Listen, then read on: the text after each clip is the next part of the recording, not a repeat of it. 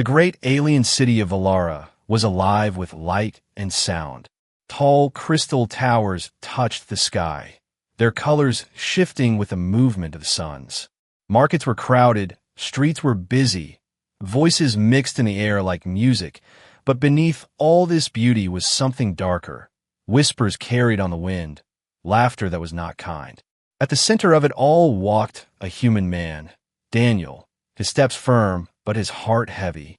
Beside him walked Lyra, his alien bride, tall and graceful, her silver skin shining under the twin suns, her dark eyes full of silence.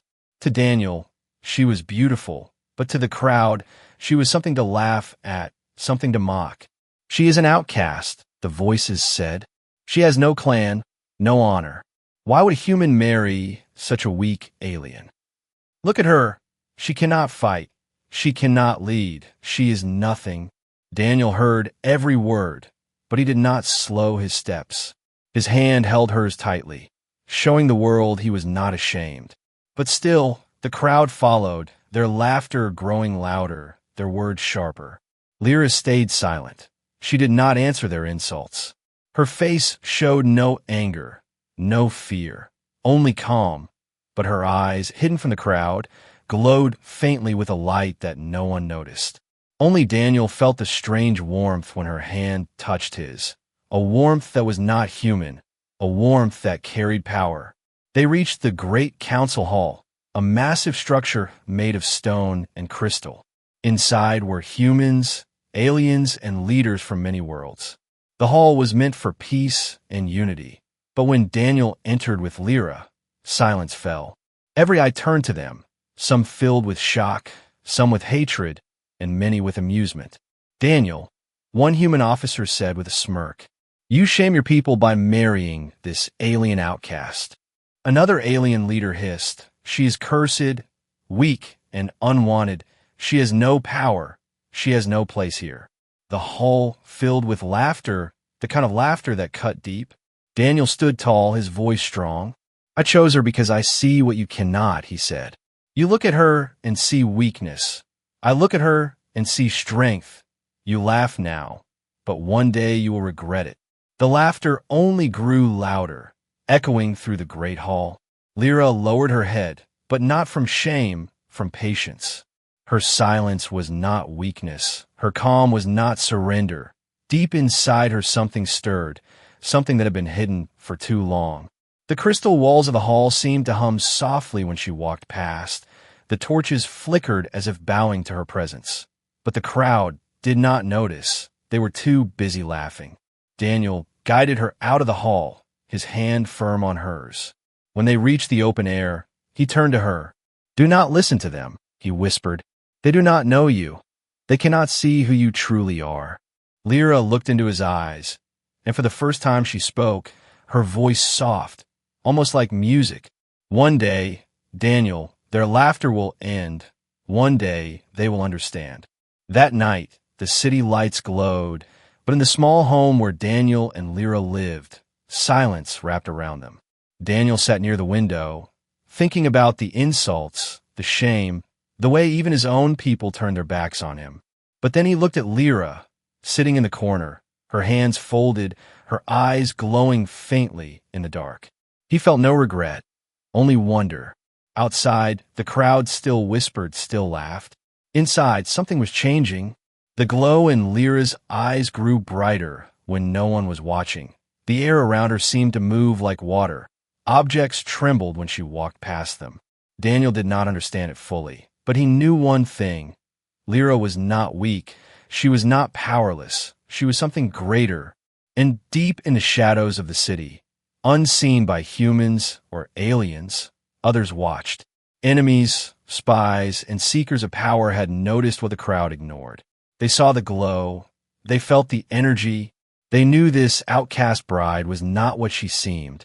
The night ended with laughter still ringing in the streets, but in the silence of Daniel's home, a storm was beginning to form. A storm that would one day silence every voice that mocked her. The next morning in Valara was bright, the twin suns casting golden light across the city. The streets were alive again, voices busy, laughter sharp, and whispers endless. Daniel walked through the market with Lyra by his side. The people stared, pointed, and some even laughed openly. But today was different. Today, the whispers carried more poison. She cursed the crops. One alien woman hissed.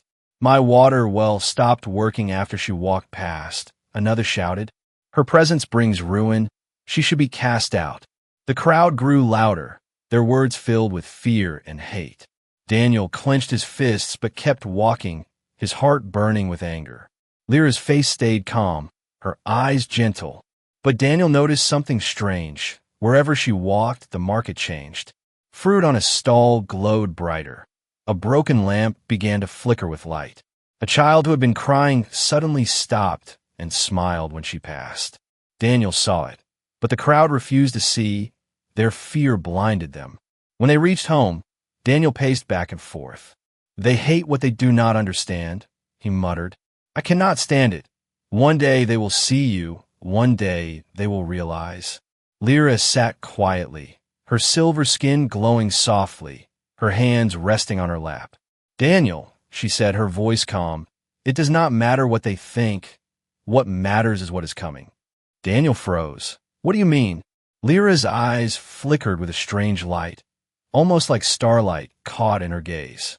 They feel the edge of something they do not know. That is why they fear, they laugh to hide it, but deep inside, they sense it. Daniel moved closer. Sense what? But she fell silent, as if she had said too much. That night, strange things began to happen. Storm clouds gathered above Alara, though the weather machines said the skies should be clear. Winds howled through the streets, doors rattled, animals cried in fear. Daniel stood by the window, watching lightning tear the sky. Beside him, Lyra stood still, her eyes glowing brighter than before. When lightning struck near their home, it did not destroy, it bent away. The energy curved, twisting as if pulled by an unseen hand. Daniel looked at Lyra in shock, and she whispered, The storms listened to me. Daniel's heart raced, his breath caught. He wanted to ask, but fear held his words. The next day, the city council called Daniel to speak. Rumors had spread that his alien bride was a danger. The hall was crowded again, filled with humans and aliens. You brought a curse into our city, one leader shouted. She bends storms, she breaks machines, she will bring destruction. Another leader hissed. We must cast her out before her power destroys us all. Daniel's voice cut through the noise. You call her weak, now you call her dangerous. You laugh at her, now you fear her, but you do not even know who she is. The crowd shouted louder, fear spreading like fire. But Lyra stood silent, her eyes glowing, her body calm. Her silence made them more afraid. That evening, Daniel and Lyra left the hall, the streets filled with eyes watching. Children whispered, soldiers muttered, traders pulled back from their stalls. The whole city felt heavier, like the air was full of storm clouds waiting to break. Daniel turned to Lyra. They will not stop. They will never accept you. Lyra finally answered, her voice soft but clear. Acceptance is not my path. Survival is. Far beyond the city walls, in the dark skies, a shadow moved. A fleet of ships, cold and sharp, entered the system. They belonged to the Zalor, a ruthless alien race that devoured worlds. The people of Alara did not know yet, but danger was already approaching. And in their hidden chambers, the council spoke in fear. Her power could destroy us, but maybe it could save us. We should use her, bind her, force her to fight for us. None of them thought of her as a person, only as a weapon. But in the quiet of her home, Lyra already knew. She could feel the Zalor. She could feel the storm of war drawing near. That night, Daniel woke to find her standing outside, her hands raised to the sky. The storm clouds parted above her, the winds bowed, the stars themselves seemed brighter. Her power was no longer hidden, it was calling. Daniel whispered to himself, they laugh at her, but one day the galaxy will kneel. The night sky above Alara was not empty anymore. Ships moved like shadows, dark and sharp, cutting across the stars. The Zalor fleet had arrived, silent and merciless. They carried no banners, no songs of war, only hunger. World after world had fallen to them, and now their eyes were fixed on Valara.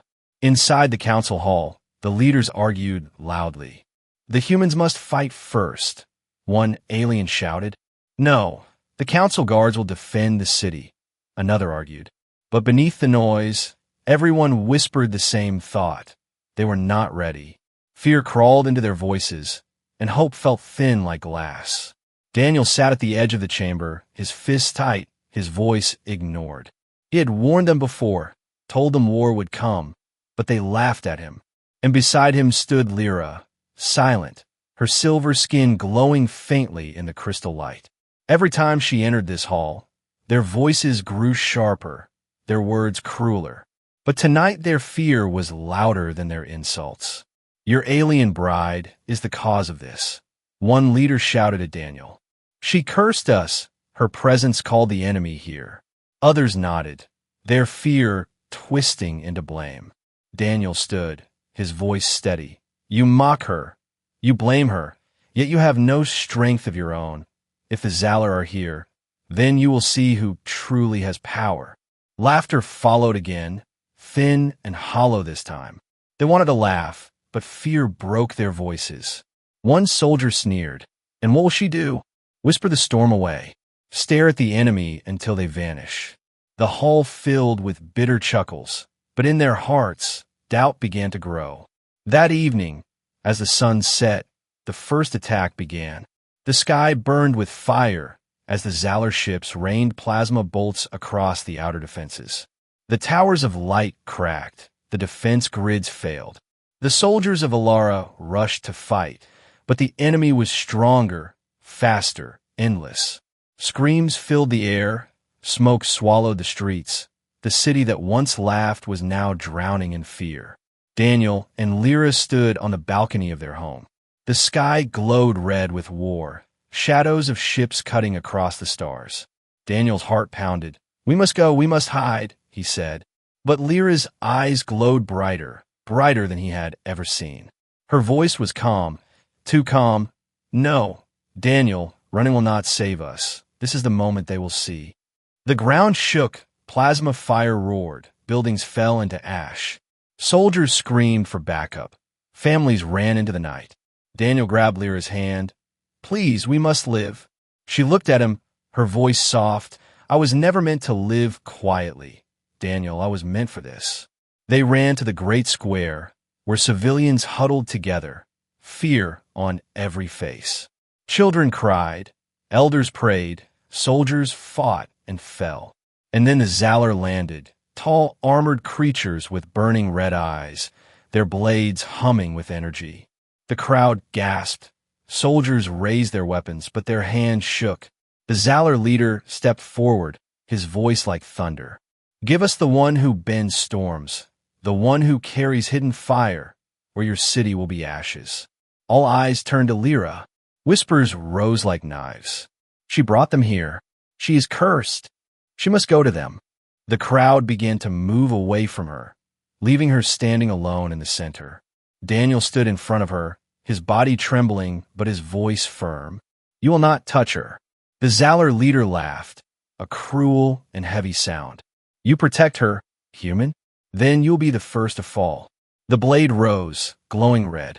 But before it could strike, the air trembled. The wind roared through the square.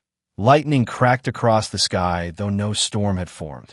The ground itself shook under Lyra's feet, her eyes glowing like twin stars.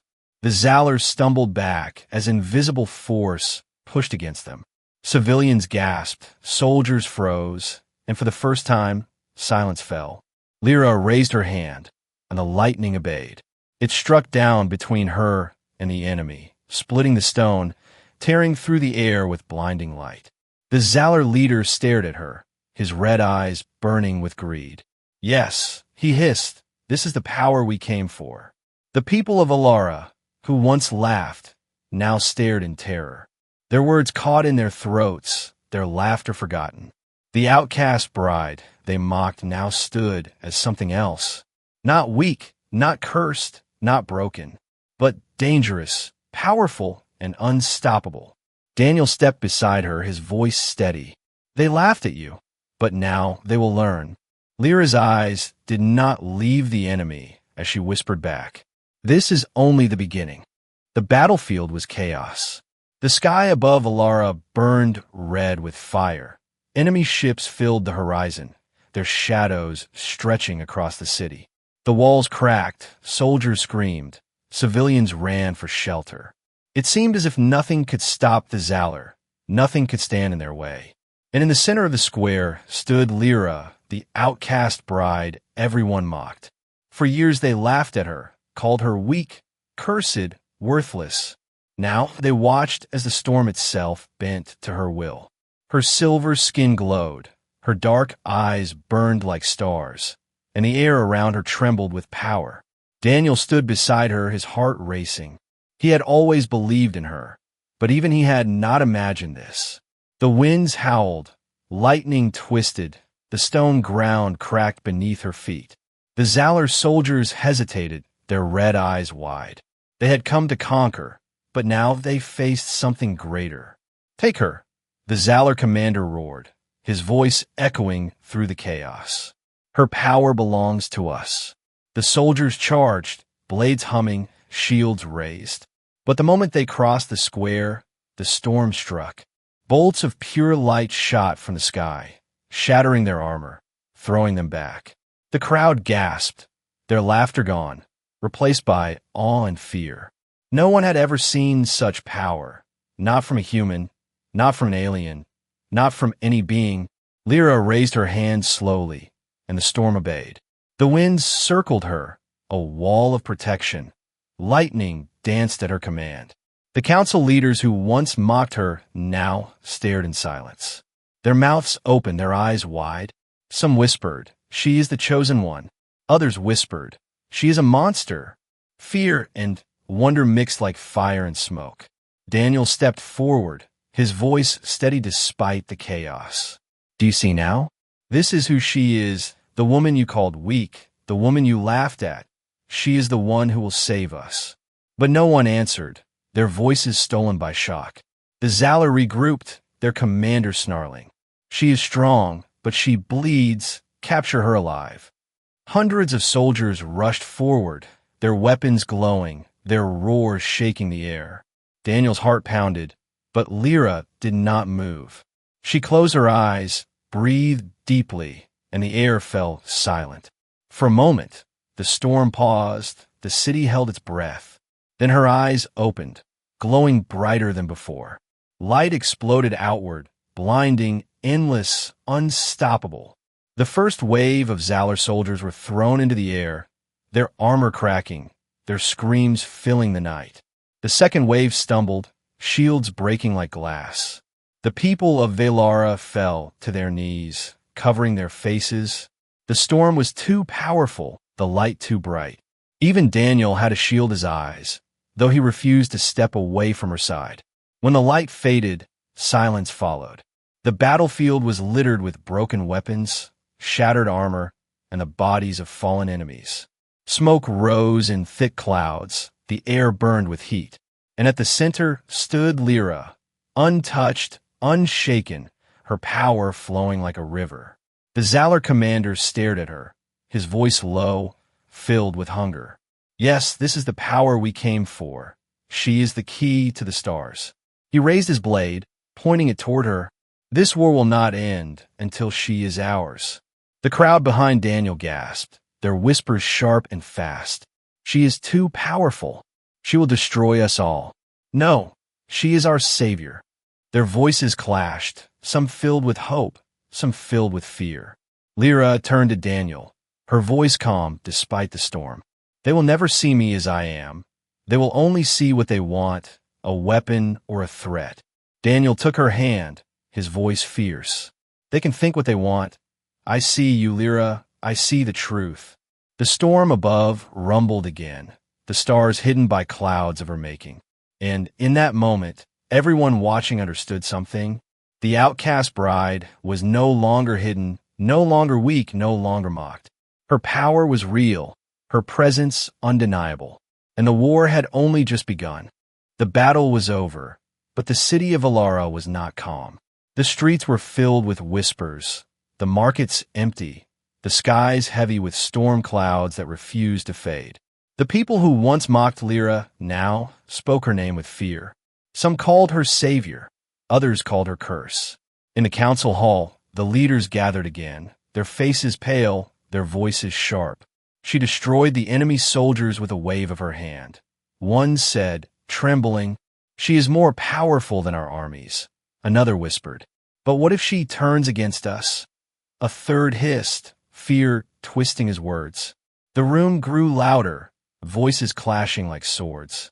One leader slammed his fist against the table. "She must be controlled. If she is left free, she will decide the fate of us all." Another shouted, "She is not a leader. She is a weapon, and weapons must be aimed."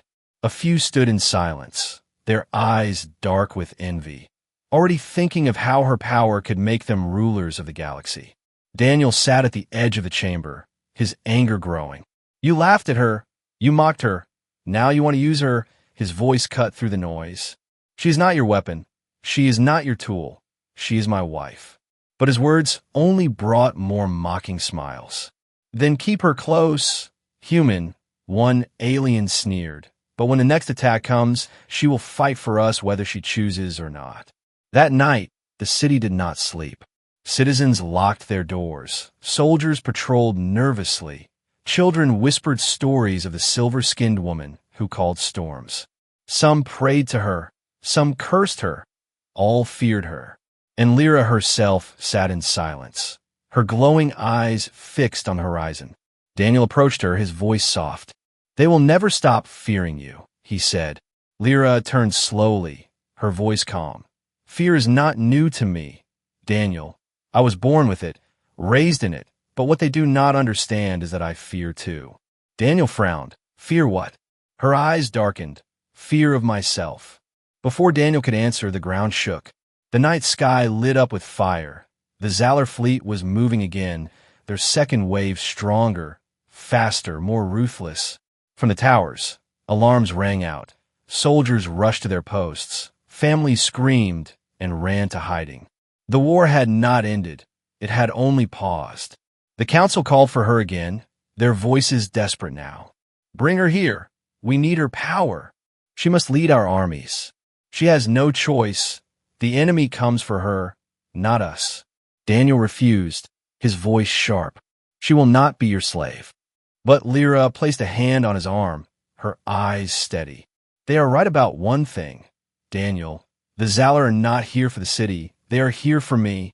The words weighed heavy, truth settling like stone. She stood, her silver skin glowing brighter, her calm stronger than the fear around her. "I will not hide. I will not be used, but if I do nothing, they will all die." Daniel reached for her hand, his voice breaking. "If you give them everything, you may lose yourself." She smiled faintly. "Maybe I must lose myself to save them." At the edge of the city, the Zalar forces gathered, their commander's voice echoing through the calms. "Bring me the Stormbearer, or I will burn this world to ash." His soldiers raised their weapons, their ships charged. The ground shook beneath their power. In the distance, Lyra walked alone toward the battlefield. The storm followed her, winds circling, lightning dancing, the ground trembling with every step. The people of Valara watched from the shadows, their fear louder than their words. They once laughed at her, but now they whispered, "She is no bride. She is no outcast. She is something beyond us." And in that moment, the galaxy itself seemed to hold its breath. The woman once mocked now stood as the only wall between life and destruction. Her choice would decide not just the fate of Valara, but the fate of every world the Zalar hungered for. The city of Valara lay in silence before the storm. The suns had set, but the skies were not dark. They glowed red with the light of enemy ships hovering like vultures. The air was heavy, charged, as if the world itself was waiting for a verdict. Inside the great council hall, torches burned low, shadows stretched across stone walls, and the leaders sat in fear. Some demanded action, others demanded surrender. But all of them turned their eyes to one figure, Lyra, the alien bride who once was mocked. Now she stood in the center of the chamber, calm as the storm itself, her silver skin glowing faintly, her eyes holding galaxies within them. "You must fight for us," one leader shouted, his voice sharp with desperation. "You have no choice," another hissed. "Without you, the city will fall." Others leaned forward, whispering among themselves, "If she wins, we will claim her as our champion. If she loses, we will call her curse fulfilled." Daniel stood at her side, his anger burning. "She is not your slave," he said firmly. "You laughed at her. You called her weak. Now you beg for her power." But the council ignored him, their eyes fixed only on Lyra. For a moment, she said nothing, her silence louder than their demands. Finally, her voice rose, calm and steady. "You want me to fight because you fear death. You want me to lead because you cannot. But if I fight for you, I do not fight as your weapon, I fight as myself." Her words cut the hall like a blade. Some leaders flinched, others scowled. Daniel felt pride, but also fear because he saw the weight in her eyes. This was not just a battle for the city, it was a battle for her soul. That night, Lyra and Daniel stood on the balcony of their home. The city stretched before them, silent, trembling, broken. Fires still burned from the last attack. Smoke curled into the skies. Daniel's voice broke the silence. "If you fight again, they will never let you go. They will never see you as more than a weapon." Lyra's eyes glowed in the night, her voice soft. "If I do not fight, there will be no city left to see me at all." She reached for his hand, her grip warm, her power humming through his skin. "Daniel, you gave me strength when the galaxy gave me none. You stood beside me when all laughed. If I must give myself to this storm, then I will, but not because they command me, because I choose it." Suddenly, the alarms wailed across the city. The Zalor had launched their second assault. Ships descended like falling stars, their weapons glowing with fire, their soldiers pouring into the streets. The ground shook, the skies roared, the city screamed. Daniel turned to her, his eyes wide. "It's time." Lyra stepped forward, her silver skin glowing brighter, the storm gathering around her like a cloak. Her hair lifted in the wind. Lightning circled her arms. Her eyes burned with fire not of this world. She whispered to him, "Stay with me, no matter what happens." And then she walked into the night. The people of Alara gathered in fear. From windows, from rooftops, from ruined towers, they watched her step into the battlefield. The Zalor soldiers roared as they charged, their blades burning, their ships firing down bolts of plasma. But the storm rose with her, winds screaming, lightning splitting the sky, the ground shaking beneath her feet. The council leaders watched from their towers, whispering in envy and fear. "She will destroy them," one muttered. "She will destroy us too," another whispered. But none could deny it. Her power was beyond them all. Daniel fought through the chaos to reach her side, his blade in hand. Though he was only human, he refused to stand behind. He shouted over the storm, "They will try to take you. They will try to chain you. But remember this. You are not theirs. You are mine. You are you." Her eyes met his, filled with both sorrow and love. And she whispered, "Then let them come. Tonight I choose." The storm broke loose. Lightning struck the enemy ships. Fire tore through the Zalor lines, their screams mixing with the thunder. The ground split, winds threw soldiers into the air, and at the center stood Lyra, her choice made, her power unleashed. The people who once mocked her fell to their knees, their voices trembling. "Is she our savior? Is she our doom?" No one knew. No one dared to answer. But Daniel did not kneel. He stood beside her, his heart steady. Whatever she became, whatever path she chose, he would never leave her side. And as the storm raged on, the galaxy itself seemed to wait for what Lyra would become. The city of Ilara shook under the weight of war. The Zalor fleet covered the skies like a storm of metal, their ships firing fire across the towers, their soldiers flooding the streets with blades and rage. The people screamed, the council hid, soldiers fought and fell. And at the heart of it all stood Lyra, her silver skin glowing like a star, her storm raging brighter than ever. The winds howled around her, lightning split the skies, the ground trembled as if the planet itself obeyed her. The Zalor charged, their commander shouting, "She belongs to us." But every strike they made was broken, every step they took thrown back by her storm. Their weapons bent, their shields shattered, their voices drowned in thunder. Daniel stood beside her, his blade raised, but his eyes fixed only on her. He saw the cost in her face, the weight in her hands, the storm that threatened to consume not just her enemies, but her as well. "Lyra," he shouted above the roar, "you do not have to lose yourself. Fight, but remember, you are not alone." Her eyes turned to him, glowing, burning, yet soft with love. "I was alone all my life," she whispered, the storm carrying her words across the battlefield. "But not anymore." The Zalor commander raised his blade, glowing red with dark energy. He stepped forward, fearless, greedy. "You are power itself. You will be mine," he roared. And with a single swing, he aimed to cut through her light. The storm answered. Lightning crashed down, brighter than the sun's. The commander was thrown back, his armor torn, his blade shattered, his voice silenced. Lyra stepped forward, her power blazing, and the enemy army faltered. Some fled, some fell to their knees, their red eyes wide with terror. The people of Valara watched in awe. The woman they laughed at, the outcast they mocked, now stood as their shield, their savior, their hope. Some cried, some prayed, some whispered her name like it was sacred. But the storm grew wilder, lightning striking not just the enemy, but the city walls, the towers, the ground itself. Daniel rushed to her, his hands gripping her arms, his voice desperate. "Lyra, stop. If you give it all, you will burn with them." Her eyes filled with tears of light, her voice trembling. "I cannot stop. Daniel, if I hold back, they will rise again. I must end this once and for all." He shook his head, his voice fierce. "No, Lyra, you are not just power.